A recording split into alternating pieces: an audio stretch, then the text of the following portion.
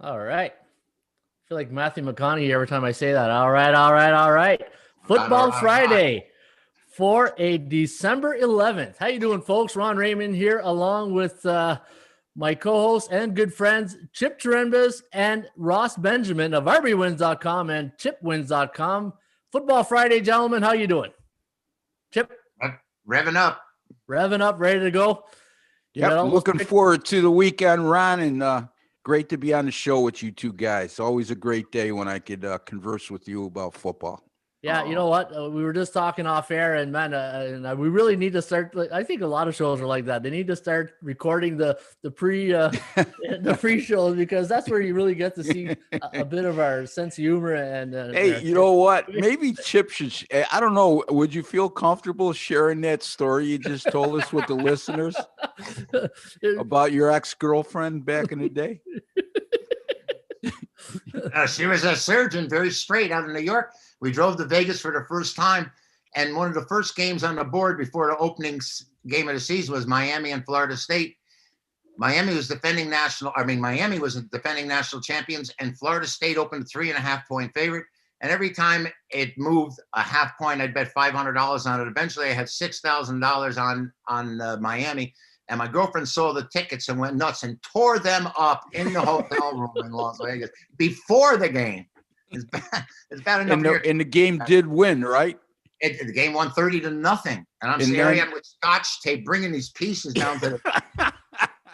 and the thing is, it wasn't electronically done. Then it was written by hand. So now they had to call the manager down and check the vouchers. And it reminds me, when you have like money and you tore money by accident, you're bringing it, you're giving it to the person at the teller. Hey, I donated a pair of shorts to Goodwill, and I had $3,000 cash in it. That happened last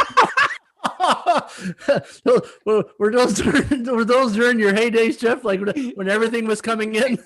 I used to have, like to say, people I didn't know once in a while come into my room, so I'd have to hide it, and I hid it on a pair of shorts, and I ended up throwing those clothes away to Goodwill, and somebody you didn't know used to come into your room.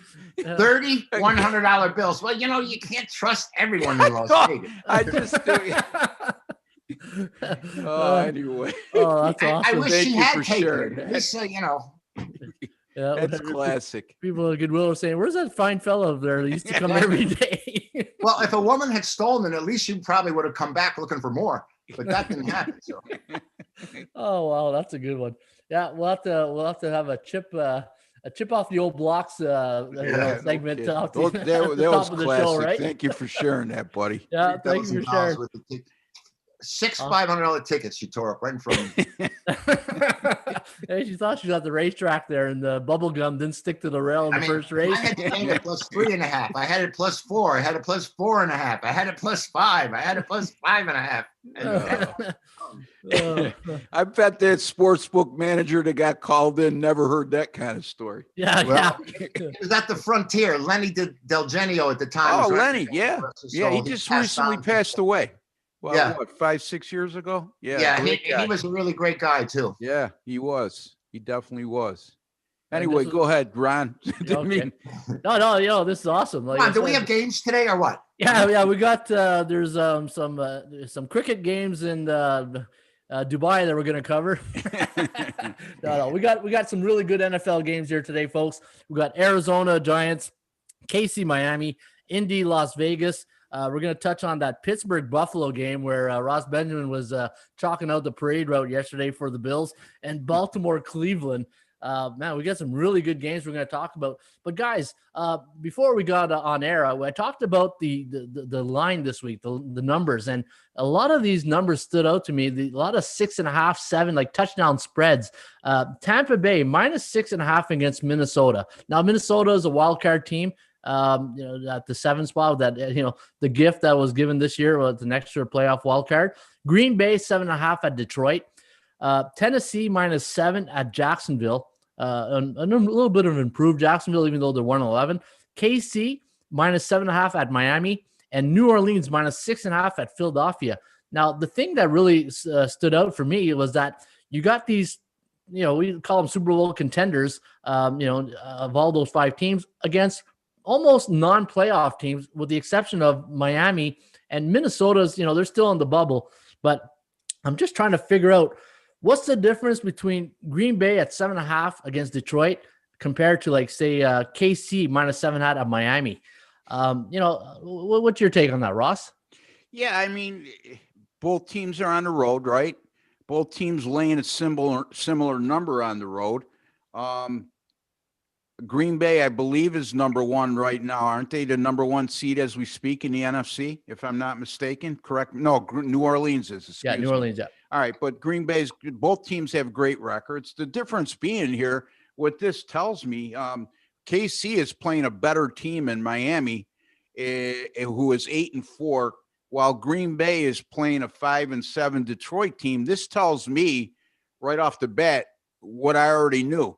And the bookmakers just confirmed it, that KC is a much better team, and Green Bay has been a beneficiary of a softer schedule. So that's what it tells me, Ron. And always, look, folks, it's always a good idea to buy off the hook on a key number. So, for example, if you were to like Green Bay this week, buy it down to 7. Yeah, it's going to cost you extra juice, but the juice only counts when you lose, okay? And also, I think we did the math on this, Ron, that if all you need to do is benefit 1 in 10 losing bets from and you're ahead of the game as far as buying the hook. So that's my take on that. Okay, Chip, anything? You see anything? Well, I totally agree with Ross about getting off that half point one place or another, because of the win. Let's say 1 out of 10. Just think about that. If you can come out with a push 1 out of 10 times, or a victory where you would have fallen short, it makes a big difference in the long run. Because here we are delving, like we were talking about that 62%, that magic number yesterday, and this certainly helps because you just can't give it away. You just can't give money away here. That's what we're looking to get, the sharpest number and be able to turn the biggest profit. Yeah, no, exactly. Unless you're betting Miami, Florida State, right? I'll be honest with you, Ron. I buy off the hook in basketball every time, because there's no key numbers in basketball. Not like football, where you can go, okay, 3, 6, 7, 10. And then if you want to go in college football, 13 and 14. I could live with a push. I can't live with losing by half a point. Yeah. Oh yeah, no, that's what I mean. It's in basketball. It just gnaws at me. So I've adopted that practice many years ago. Ross, I do that, Ross, when the number's under 3, when it's 2, because 3 is that 3-point shot at the end could get you. So I've never settled with 2.5 in any of those games. Yep. To be honest, I find myself when I'm betting the last year, if the line's like 2.5 or lower, I'll just take the money line on certain games. Well, Chip does the same thing. Yeah. Chip does the same thing in football. I call it the Geico insurance tip. You got to get a piece from them. Yeah, exactly. A little plug for Geico. I love their ants commercial. It kills me every time. Commercials are the best. You're slouching again, Teddy. All right, let's talk. Hey, you know what? Here's the thing that I took out of this. The totals on all those games: Tampa Bay 52.5 against Minnesota, Green Bay 55 against Detroit, Tennessee 52 against Jacksonville, KC 50 against Miami, New Orleans 43. Yeah, so there's the elephant in the room type thing for me, right? Like I'm looking at that and I'm saying, okay, I really got to break this down a little bit more. And Philadelphia going with Hurts this weekend. Carson Wentz going to be holding the clipboard. The one thing, here's an interesting stat. I went to the database. Road favorites. So 4 of the 5 games are road favorites this week, with the exception of Tampa Bay. They're at home to Minnesota. Just straight up. I'm just talking about straight up, and I'll give you the against the spread records. Road favorites of 3.5 to 6.5. So that just involves New Orleans and Tampa Bay, and just New Orleans because Tampa Bay's at home. They're 13 and 10 straight up, 8-15 against the spread. 7.5 to 9.5, 13 and 2 straight up. So, and 7 and 8 against the spread. So big, separation when it comes to the straight up factor. But the totals, we're talking about the totals, any total that's 51.5 to 54, the over 17-9-1, and that involves the games in Tampa Bay, Green Bay, and Tennessee. And to be honest, those 3 games look like an over game to me anyways. Yeah, I agree. I mean, I know it's a lot to digest in about 30 seconds there, but yeah, I mean, Tennessee, Jacksonville especially. I think even though Jacksonville's offense is anemic, Tennessee should be able to score at will in this game. And I think Jacksonville will get their share because Tennessee, to me, their defense leaves a lot to be desired. So, and as far as the Tampa Bay, Minnesota game goes, Tampa Bay's defense is very confusing to me. I mean, they're great against the run. They can't stop the pass. You don't know what they're going to get offensively. Minnesota's certainly not the defensive team they've been in years past. So I guess you can make a case there. Yeah. And I'll get to the first game after this here. Dogs, underdogs are really, since week 5 to week 13, 8 of the 9 weeks, underdogs have taken the lead here, winning the week. So maybe, I keep saying in the Raymond Report, the law of average theory, what goes up must come down. Maybe this is the week of the favorites because the underdogs have really, carried the day through this season so far in the last 9, week 5 to week. So that's 9 weeks. So, yeah.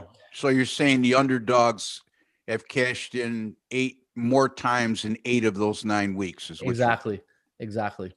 So maybe, to me, I always look at that stuff because you always say, think like a bookmaker, and see what the line is really doing and see if there's eventually the favorites are going to have a day, and that's the public, right? The books. Yeah. I mean, it always works out that way, in the long haul, but to try to say, okay, I'm going to just concentrate on favorites this week. I mean, again, I would look at individual situations, but it's a good point, Ron. I mean, studies will show you that pretty much evens out by the year's end over the long haul. Well, it just, how many times we've waken up on a Tuesday morning and said, oh my God, the underdogs won 10-5 this weekend, and it's like, why wasn't I on underdogs? The only thing I say to that is I always say the underdogs won 10-5 this weekend. The books did awfully well.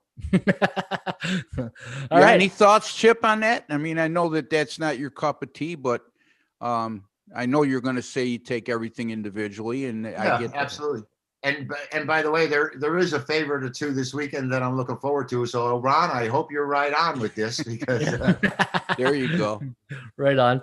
All right. Speaking of underdogs, the New York Giants right now with Joe Judge at the helm.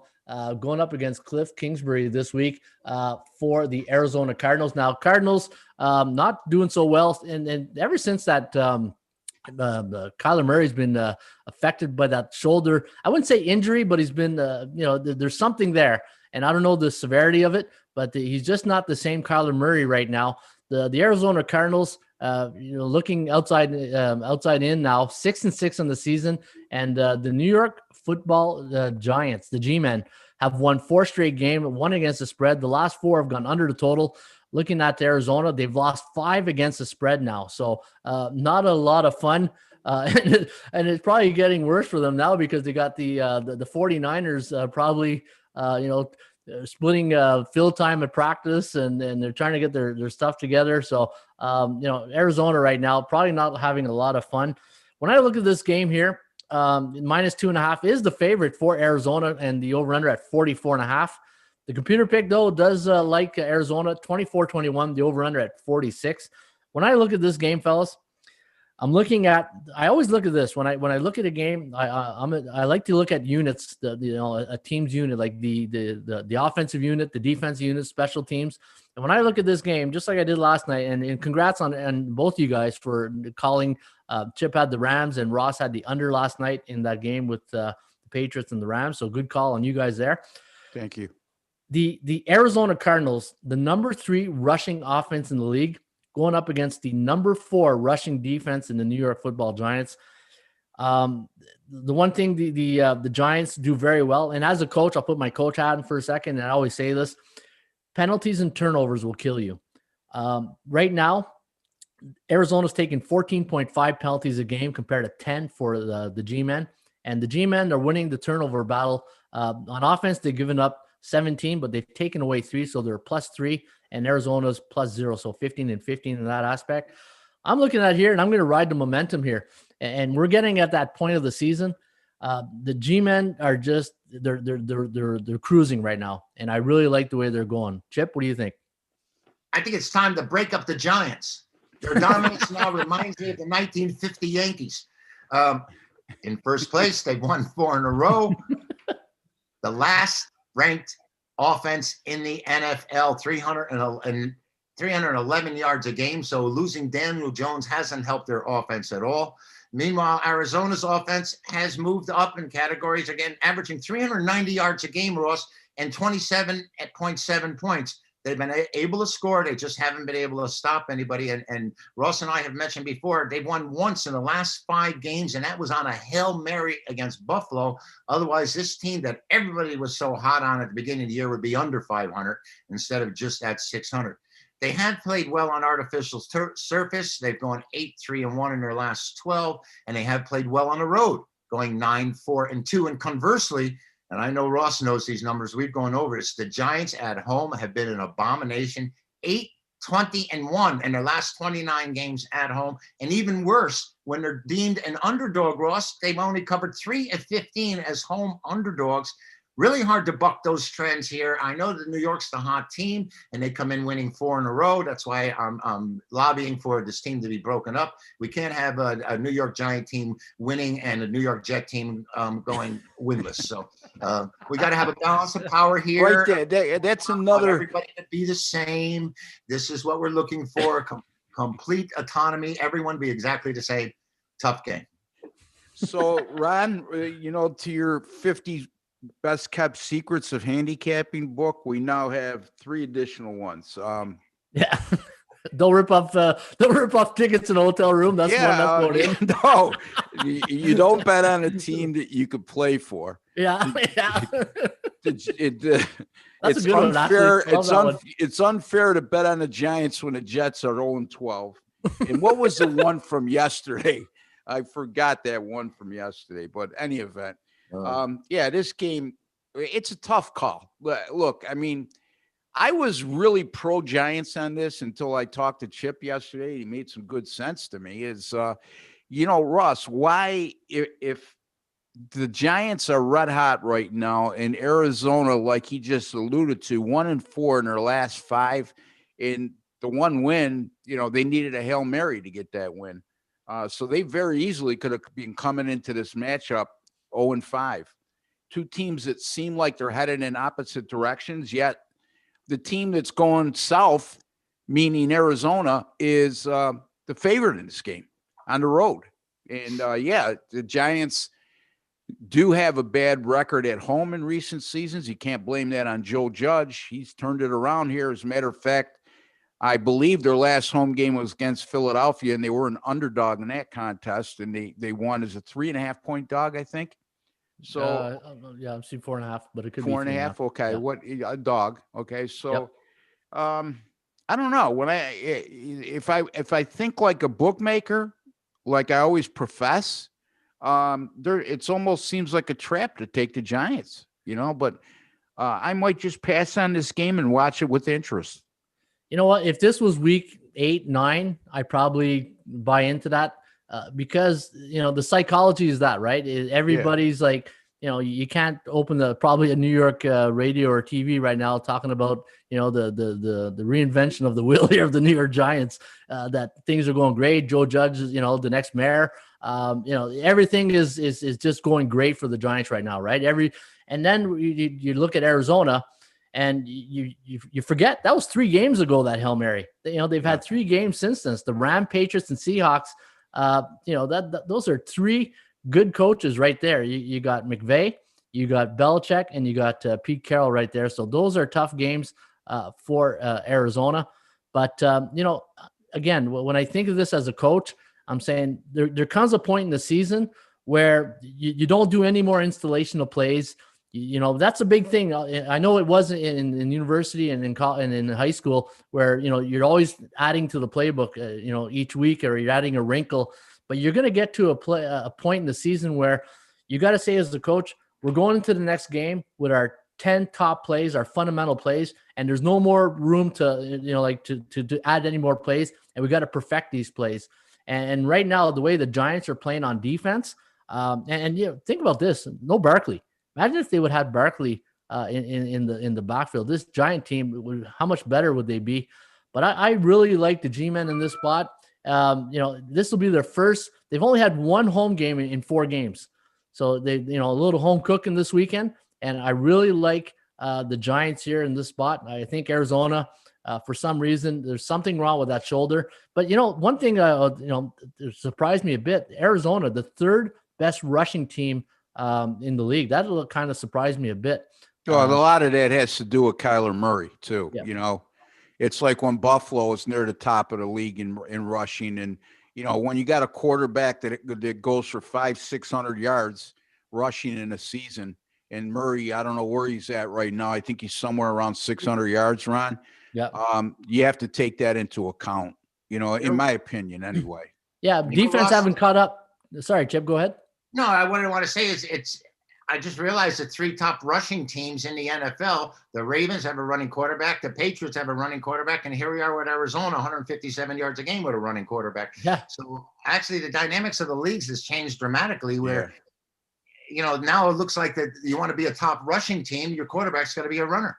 Yeah, and the thing is too, is a lot of the 3 teams you mentioned, to counter my point, is they actually run plays designed for the quarterback. You know what I mean? So it's not like all Josh Allen, for example, 90% of his rushing yards are because a play breaks down and he takes off. Okay. Yeah. With Murray and Lamar Jackson, especially, and Newton, right now, if you look at their offensive philosophy, there's a lot of design. There's 8 or 9 design runs per game, it seems like, for their quarterback. So, yeah. And I think defenses caught up to Jackson. They just haven't caught up to Murray yet. Well, you're right, Ron. Me and Chip talked about that. You said it, Chip, a week or 2 ago on one of our shows. You said, Russ, something ain't right with Murray. Ever since he hurt his shoulder. And, the one thing that I noticed, and I brought it up to Chip, and I'll bring it up to you, Ron, is there's a lot more hesitancy for him to run now. Yeah. That's what I've noticed in his game they've cut down the design runs, and he's not as aggressive in terms of taking off and running. And to refresh everybody's memory, it was the Seattle game in which he was taken down to the turf and slammed on his right shoulder. And I definitely think you have a point there, Ron. It's a lingering effect right now that nobody's talking about. I remember watching the NFL Network, and they bring in a veteran, like a legend, and they had Michael Vick talking with Lamar Jackson, and Michael Vick told him, when I was young, I wanted to go through everything, and then I started making good business decisions and sliding and going out of bounds, and that's what I think Kyler Murray needs to, and he'll learn. Russell Wilson's, if you remember him early in his career, he was basically the same way. And, he's learned now that you see him where he can get 4 or 5 more yards on a rushing play, but to avoid a hit, he'll slide, so it goes hand in hand what you just said. Right? Yeah. In our coaching term, we call that a business decision. Yeah. And in the NFL, it's a real business decision. Oh yeah. Big You're time. making millions of dollars. All right. Speaking of business, I know one quarterback in Kansas City is doing pretty good in that department, in the financial department. Patrick Mahomes and the Chiefs traveling to Miami to take on, a surprising Dolphins team that we've said, and Russ Benjamin called at the beginning of the year. Flores, very good head coach. And we saw it last year, the last game against New England, which Ross, when you said that, I started digging more, and man, to me, he's probably one of the favorites right now to win Coach of the Year for the Dolphins. Now, the line we talked about earlier in the show, 7.5 point favorite for the Chiefs. The over-under at 50.5. Computer pick likes Kansas City 27-23. When I look at this game here, I'm looking at the number 1 pass offense in Kansas City, and when you look at teams' offense, there's only a few teams that really go deep a lot. And Kansas City is one of them. A lot of them will throw the digs, the comebacks, but KC will air it out, and that's why I think they're number 1 when it comes to throwing the ball. And they got great tight end in Kelsey. They're going up against the 15th ranked pass defense The one thing with Miami, and I think the reason why they're having a very good year, obviously, is because of their defense, but the takeaways. They've done very good in takeaways. They've only given up the ball 14 times on offense, taken away 21 on defense. And anytime, and you get help from your special teams, and you get good turnovers, it's going to lead to lucky bounces and wins. And but I don't know if this is the weekend I want to go against Patrick Mahomes, who, the last 5 games, even though they've won, they haven't covered the spread a lot in the last couple of games, and that has me concerned. What do you think, Ross? Yeah, I agree. But here's the thing I'm looking at in Miami. Look, I'm a big Brian Flores fan. I'm not a Miami fan, but I'm a big Brian Flores fan. I think he's a terrific young coach, and what he did last year was even more impressive than what he's doing this year. When his team started 0-7 and they finished 5-4, so they didn't quit on him. So he's got the locker room under control. Having said that, Miami in 12 games this year has only played 3 teams that currently have a winning record, and those 3 teams are Buffalo, Seattle, and the Rams. They've gone 1-2. In those games. And quite frankly, the Rams game, they were very fortunate because they were outgained by a wide margin, 471 to 220, I believe. And they were beneficiaries of 1 defensive touchdown and a special teams touchdown as well. And the Rams turned the ball over 5 times. That goes to your point, Ron. 3 home games, all of those 3 games that I just mentioned against Buffalo, Seattle, and the Rams, we're all at home, and they gave up 524 yards to Buffalo, 441 to the Rams, 471 to Seattle. So that's not a good sign when you're playing Kansas City, in my estimation. So, yeah, I agree with your assessment on Kansas City. I also looking at using the over in this game because some of the money's coming on the under, and there's a little bit of reverse line movement. And this is a Miami team that scored 23 or more in 5 or 6 at home. And to me, when you think of Miami, you think under. And you look at the results, you see a lot of unders. Yet this is totals hovering around 50. So again, think like a bookmaker. And that's my assessment of that game. Back to you, Ron. All right. Yeah, the under is, you think anytime you think of defenses, like teams, when you think of certain teams, you either think of the offense or defense first, right? When you think of Miami, I just think of that, the special teams and their defense getting those turnovers to put the offense in a good spot. And this is a Miami team who's playing Russian roulette with the quarterbacks right now, with Tunga Viola and the Fitzpatrick. So yeah, so that's the only angle I don't like now is that you're going to send a young rookie quarterback up against the MVP and the Super Bowl champions. This could be a long day for Miami. What do you think, Chip? Kansas City still undefeated on the road. They've gone 24-11 against the number with 1 push on the road in their last 36. This Pat Mahomes, I mean, Ross, Ray, Ron, have you seen the numbers on this guy? 31 TD passes, only 2 INTs. After a great year like he had last year, off the charts. You would expect some kind of drop off in performance. But this kid is just maintaining it. And, we have talked before about how he can hit a dime from 55 yards while he's on the run. I don't know how you can play against this team here with Miami's offense. I believe they're somewhere around 30th with just the Giants and Jets below them. And surprisingly enough, Ross, what you had said about the total on this game, I had actually looked at it because we see Miami as an under team. We look at Miami, we think under right away. And believe it or not, they're 18-6 to the over in their last 24 overall. So you guys may be onto something here because it looks too easy to take the under in this game. 18-6 to the over at home, I think, Chip. And last 24 overall, yes. Yeah, and you make a good point, Chip. The offensive turnovers, only 8 on the offense this season. Yeah. So Kelvin Johnson says, happy Football Friday, fellas. So happy Football Friday to you, Kelvin. And folks, if you are listening out there in, I was going to say Radio Land, hey, I think this is 1980 or something, but on YouTube, we're on YouTube each time we do this broadcast. And if you do have a question for any of our experts here, just go ahead and put it in the chat, or just tell us what you think of the show. And yeah, we'd love to hear more of our audience and seeing what they're thinking. And, you know, you don't have to agree with us. If you don't like some of the things we're saying. Hey, you got Calvin Johnson chiming in, Megatron Chipper. You know, he's. Hey, I grew up with a Calvin Johnson. He was a legend. You know, 18 home runs in 14 Little League games. They used to walk him with the bases loaded.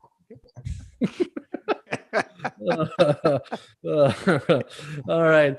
Yeah. Football that Friday. Was before we had bases, where we used to play the cardboard things. I thought you were going to say that's before they kept statistics, but you remembered it in your head. My God. What's in the pen or pencils here? What's in the coffee in Vegas this morning here? Awesome. All right. Hey, let's talk about this Colts. Speaking of Vegas, Las Vegas Raiders. Now, looking at this game, the bookmakers have made Indy a 3.5-point favorite. The over/under is set at 50.5. I'm already chuckling because I just hear Ross Benjamin's in my head saying the biggest trap game on the board. And we'll see if he's going to come out with that. But we have the Colts winning this week, 34-27. Looking at the Colts coming off a 26-20 win to Houston last week. Big mistake the Texans there in the final couple of minutes with that bobble snap. The Raiders coming off a 31-28. I guess you can say, it was Christmas in the second week of December last week in New York, where, got Greg Williams fired this week, 31-28. Going into this game now, Las Vegas, looking at their last 3 games, they're 1-2, giving up 35 points a game. And when I look at this game, again, it boils down, when you think of Vegas, you think of Josh Jacobs, right? The running back.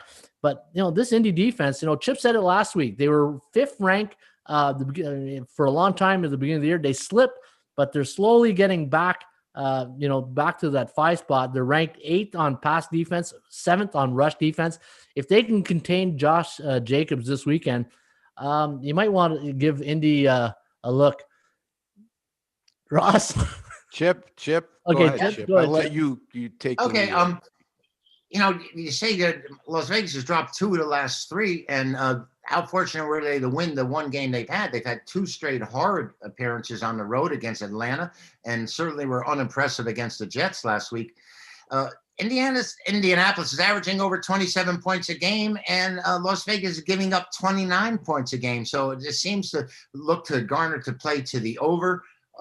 Indianapolis has played very well against better competition. In their last 20 against winning teams, they've gone 14-6.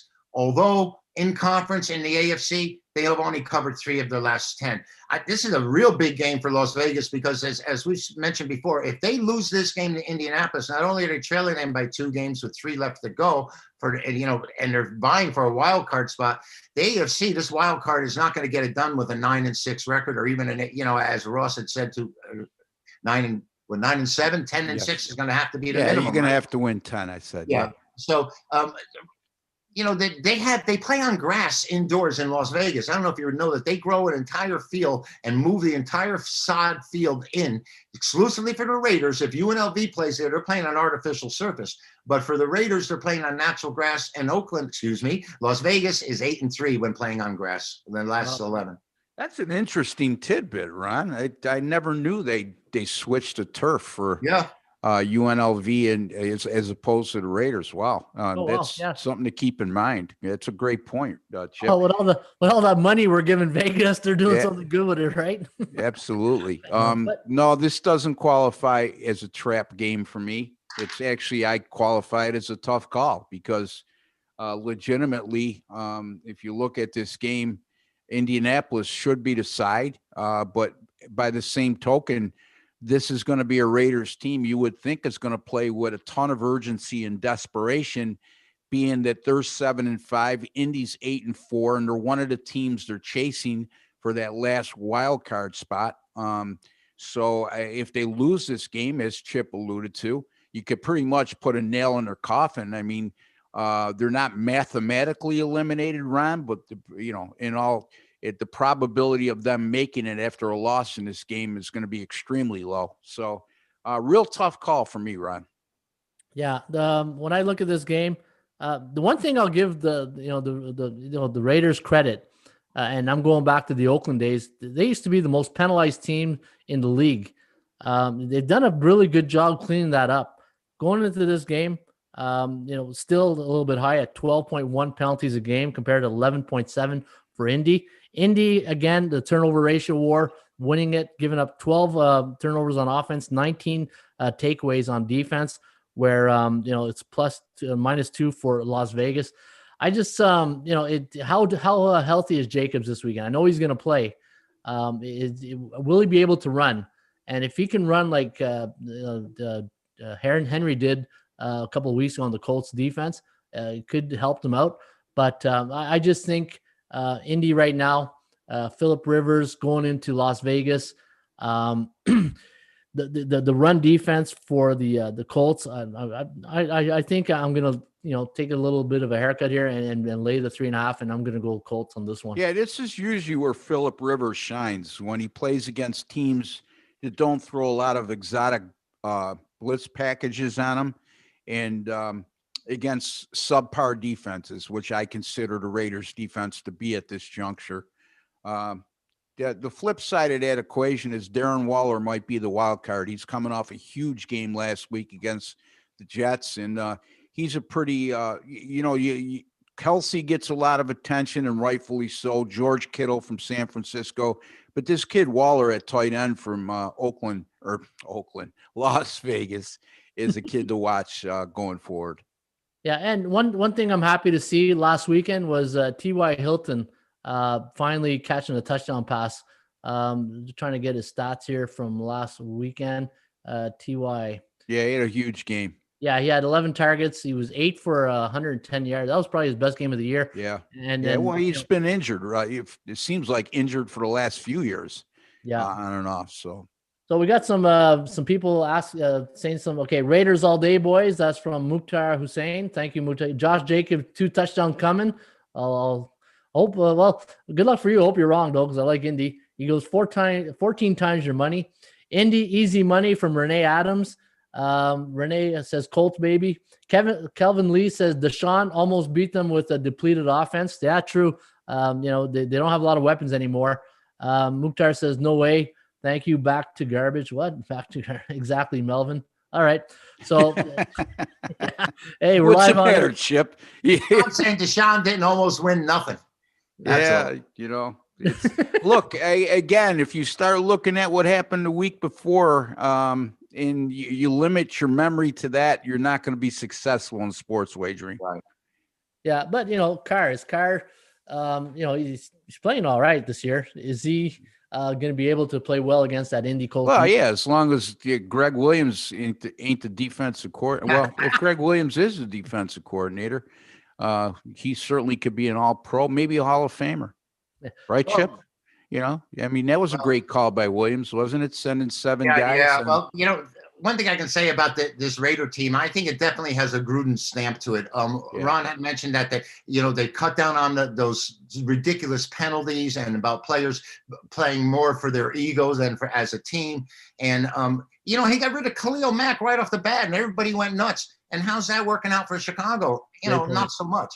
And so I think the team has a chance to get better. I mean, out here, they're already enamored with what he's done this season. They never anticipated they'd even be where they are.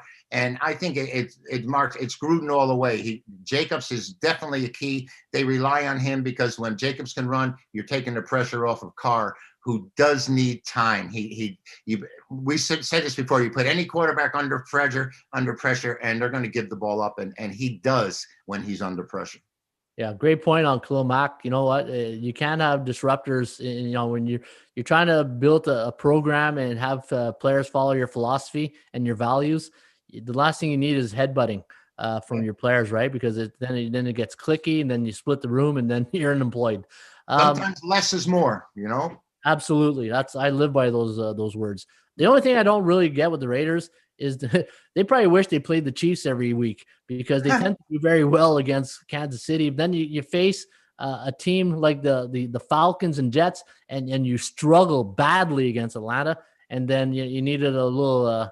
Yeah, it's a perfect example of what I just said. I mean, we had a listener chime in last week, Chip, and goes, I can't figure the NFL out. It's fixed. The Raiders cover both games against Kansas City. They almost beat them last week. Then they go to Atlanta and lose 43-6. Well, that's a prime example. I mean, look, you just can't base your handicapping on what happened last week. That's what the books want you to do, because part of them setting the line is public perception.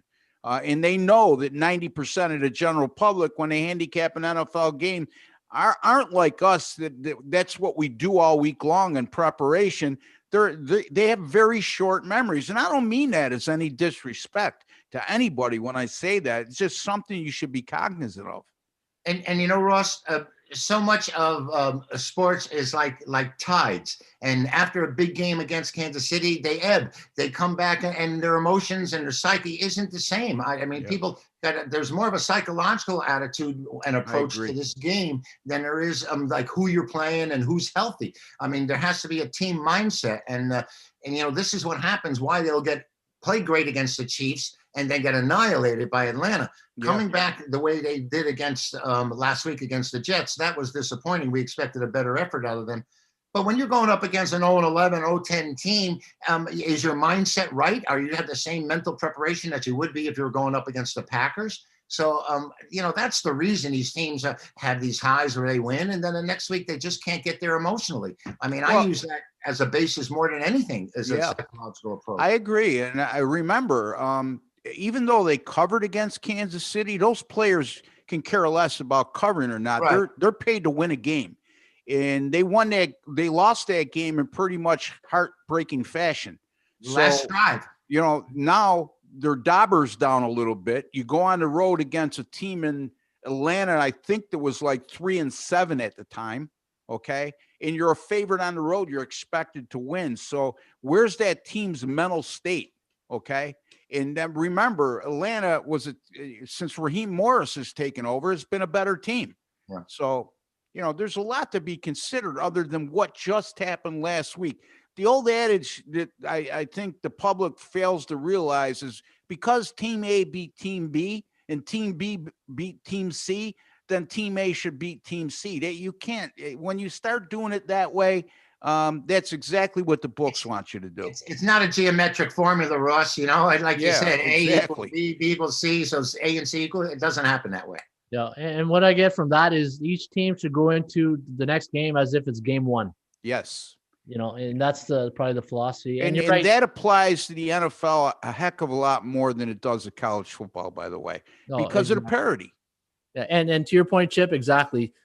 Certain teams, they look at the Giants in Seattle, and me and Ross talked about this early in the week. Some games, it's like a fight. Styles make fights. And some teams they just don't do well against certain teams. And some quarterbacks, I know from being a quarterback, there's certain teams that you play, they're in your head because last time you played them, you took a blindside hit, and it just you get happy feet sometimes, right? So, all right, yeah, good debate right there, guys. Pittsburgh taking on Buffalo. This is I've got mixed emotions in this game. Every time I handicap a Buffalo game, I got to leave my heart out of it and just, put my wallet on the table. I'm going into this game. Now the Bills are 2.5-point favorite. The over-under set at 48.5. The forecast all over Pittsburgh here, and that's probably because of their success this year. 33-12, the over-under at 45. Pittsburgh, I've been on teams where you've gone undefeated seasons, and I can tell you there's some – I bet you the coach last week was finally a loss. And I say that in a way where because you get to a point where you keep winning – then that's all people want to talk about is the win streak. And you don't play or coach the NFL to go on a win streak. You play to win a Super Bowl or a championship. And sometimes it's you get that first loss. You got to hit the reset button. And again, I know you always want to win, but sometimes a loss, it wakes up a team. And I think this could have been, it's never a good loss, but it might be one here for Pittsburgh. Looking at this game here, Buffalo coming off probably Josh Allen's career What a career night he had. I don't know if it was a career night, No. but that San Francisco secondary got exposed really bad, very bad.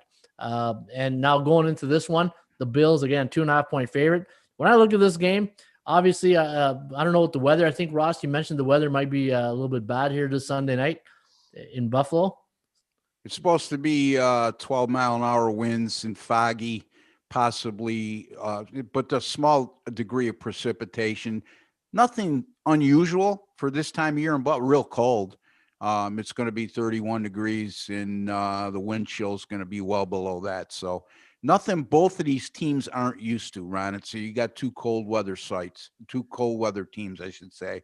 So, and here's the thing. No, it's not Josh Allen's best performance he ever had statistically. He's had a couple 400-yard games this year. However, what I think why that's getting hyped so much is because, Buffalo isn't used to being in these national TV games. So the eyes of the nation were on the game, and people said, holy cow, this guy ain't bad. Well, if you've been watching him all year, we knew that already. It's just that was. Having said that, I'm not making light of his performance. It was terrific. I think me and Chip talked about this last week and then early this week that, I would have liked Buffalo's chances a lot more. I know this sounds like an oxymoron, and it goes hand in hand to what I just said. I probably would have liked Buffalo a lot more if they were coming off a loss at San Fran and Pittsburgh kept winning. Now, you beware the wounded animal. They lost the game, and now they're going to be playing. They're an underdog. They opened as a favorite on Sunday night prior to both of these teams playing on Monday, and now they're an underdog. Even more inspiration. What concerns me with Pittsburgh, though, Chipper, is their inability to run the ball of late. I mean, 5 of their last 6 games, they've rushed for less than 100 yards, and a lot of low numbers in there, and a lot of low per rush average in there. So that concerns me a little bit because if you could expose Buffalo's defense, it's, in my estimation, you attack them on the ground. Unfortunately for San Francisco, because they fell behind early and they were down, 24-10 in the second half really early on, they had to abandon the run. So what's your thoughts, Chip? I agree with you with the scenario. How this game sets up is not what we had wished for. And, you guys had both mentioned that sometimes a loss to an undefeated team is a real good thing. They can push the reset button. But I have found, say, in college basketball and sports, when a team opens the season with a long winning streak and then all of a sudden they get beat, I think there's a greater chance of them losing the next time out as well. They've lost their mojo, they've lost their edge, and that reset button may not be as easy to hit as you might think. Problems with the Steelers here. Ross, you mentioned it. Connor was out. He should be back this week, and that should help their running game. But it's all been Roethlisberger. It hasn't been a running game, and it hasn't been a particularly strong defense. They've been blessed with a fortunate schedule, shall I say, the Steelers so far.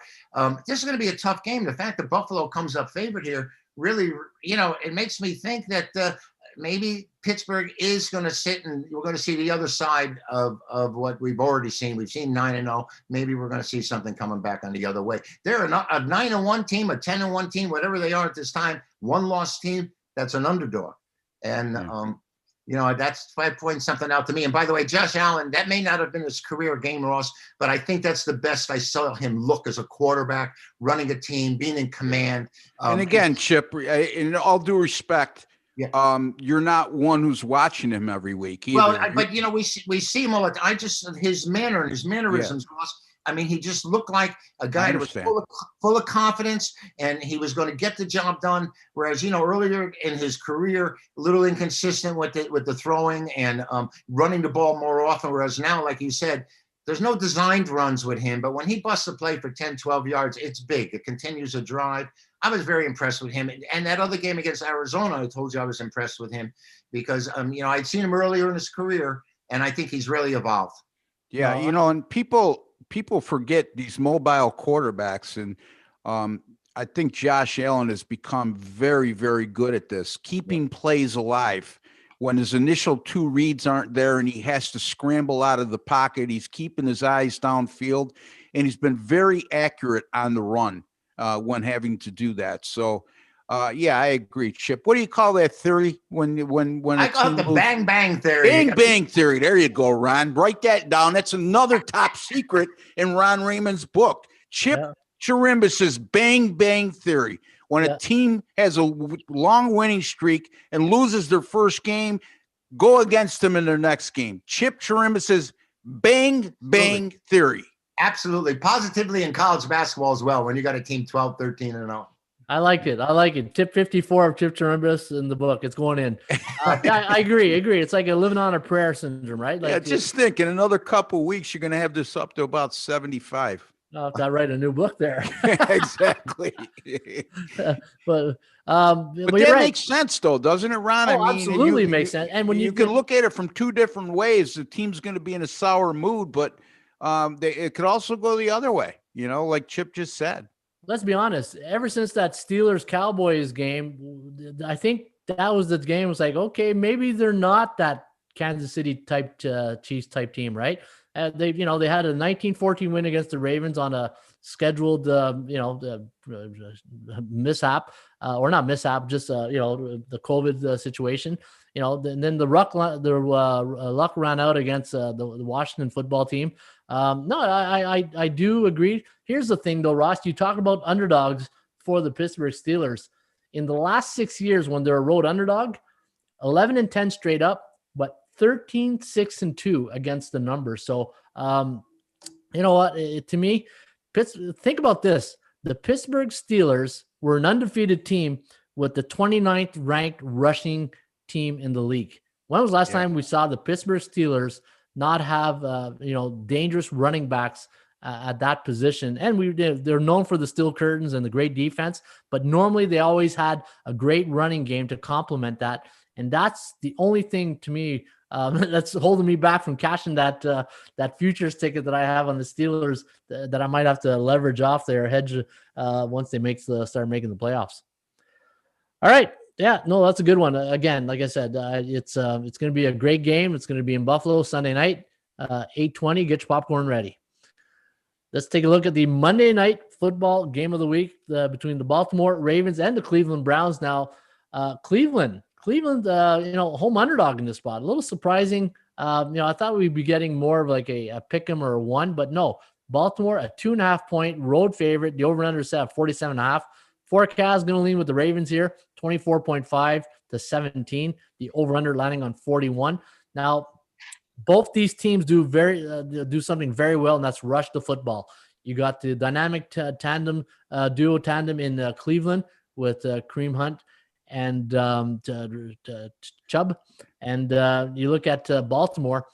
Baltimore is, I hate to call it a one-trick pony, but if Lamar Jackson could really settle down and make some throws out of the pocket, just imagine how much more dangerous this Baltimore Ravens team. And I know you're already seething, Ross. I can just see it squirming in your chair already. Looking at this game, though, I've listened to a few shows the last couple of days. A lot of money's coming in on the Ravens, surprisingly enough, or maybe it's not surprising. What do you think, Chip?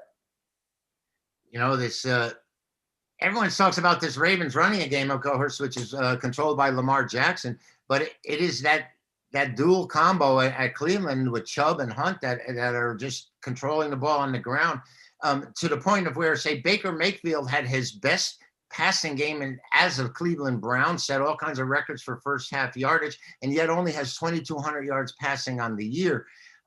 Cleveland 9-3 on the year, only 5-7 against the number. They are 5-1 at home straight up. So the points here may not come into play if they're looking to win the game.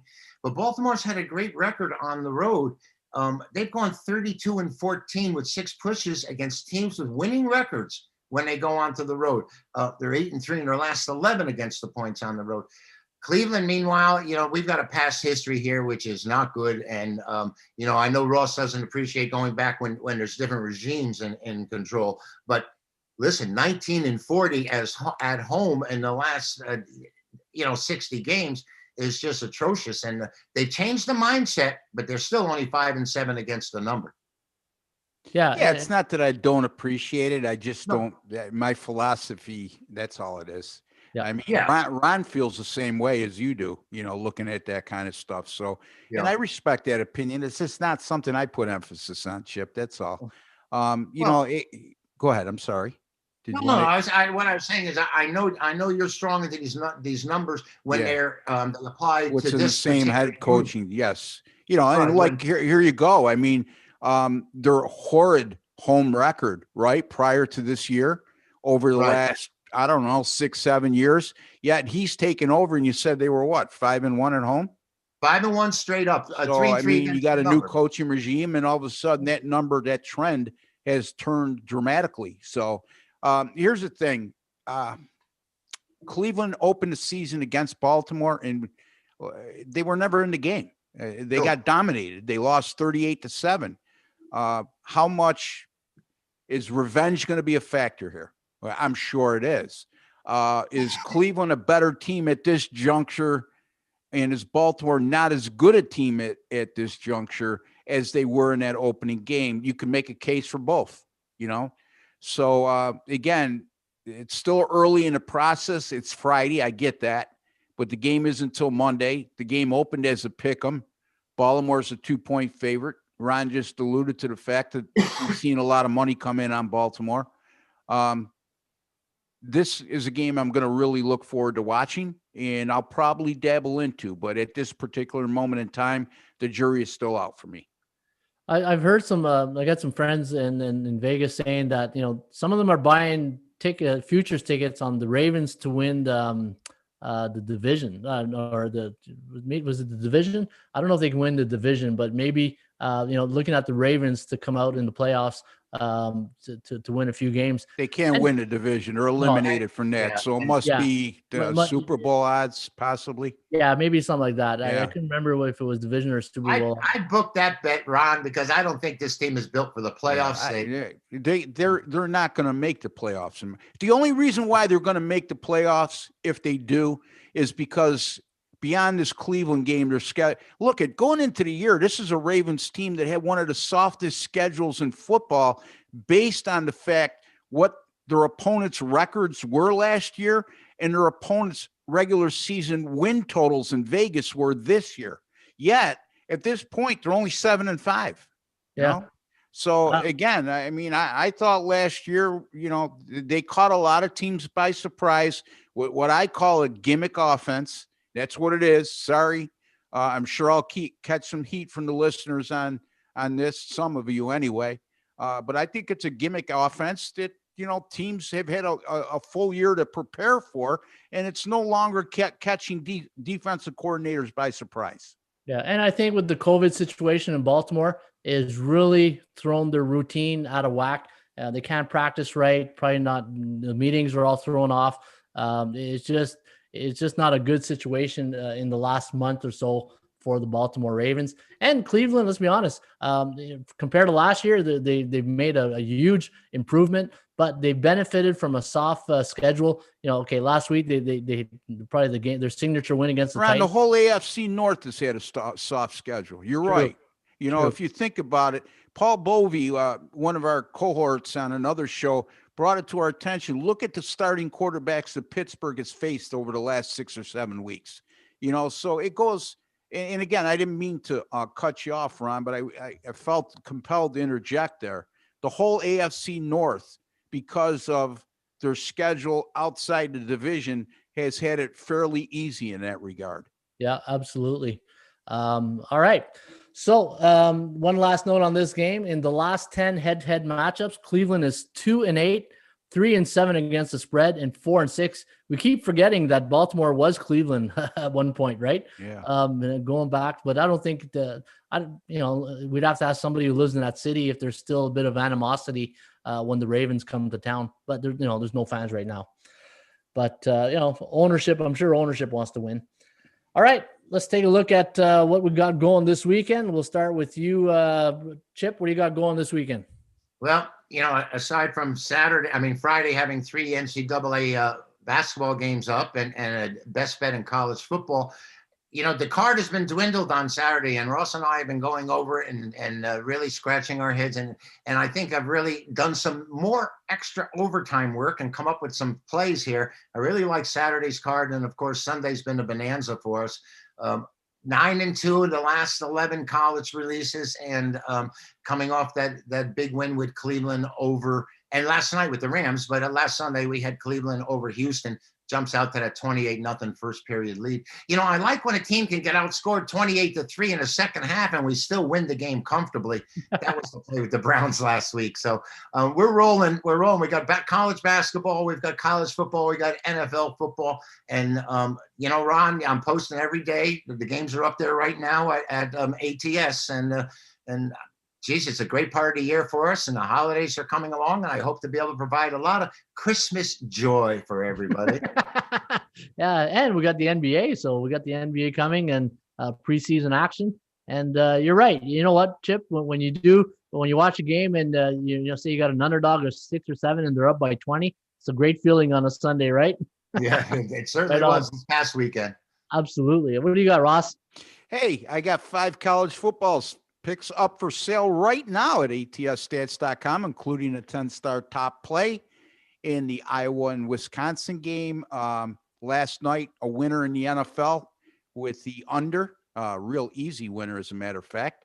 Also had the under Monday night in the Washington-Pittsburgh game, and 2 pretty good dog winners on Sunday. I had the New York Giants plus 11. They won outright. I had the Cleveland Browns, just like Chipper had, and we don't need to keep discussing that. But again, NFL turning around pretty good right now. 41-30 with my last 71 NFL picks this season. That dates back to the first Monday night of the year. My college basketball 10-star top plays, 4-0 so far this year, dating back to last year, 9-0 with my last 9 with my college basketball 10-star top plays. A lot going on, Ron. Looking for a huge month of December and January right here at atsstats.com. Yeah, both of you guys have been hot, and keep it. Hopefully, we can keep it all rolling this weekend. And yeah, my selections are up also. I did something that I haven't done in a while, especially in college football. I posted my selections early in the week because sometimes when you look at card and you love the line and you thought it was going to move, 3 of the 4 games that I posted on Tuesday have already gone in our way. So I'm hoping that's a good trend.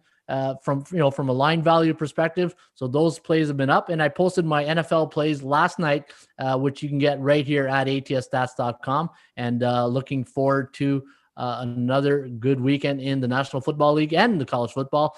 And you guys are the basketball guys when it calls college basketball. So again, folks, if you're looking for college plays today or college football this weekend or NFL, right here at atsstats.com. That's where we hang our hat, and that's where you can get our selections each and every day at atsstats.com. All right. Hey, you know what? Great show today, guys. I want to thank you each for coming on here each and every day doing the show. It's a lot of fun. And, when you get a little older, there's things in life I always say. It has to be fun. It has to be rewarding. And I find doing these shows is both. So I thank you guys, and I thank the audience for watching. And again, hopefully you guys can give us a like and subscribe to this channel. So every time, and maybe we'll start off the show with a Chip story, a Chip off the old block segment coming up. Hey, I like that one. Yeah, you should have get a logo or image up there too, Ron. Get creative like you're good at. Yeah. That's when we start hiring producers and all that. All right, guys. Thanks a lot. As always, this is the Raymond Report Sports Betting Podcast. Ross Benjamin, Chip Chirimbes, we're our guest today for a Friday, December 11th, a football Friday. As always, folks, shop for value, play those percentages. We'll see you back shortly with another Raymond Report.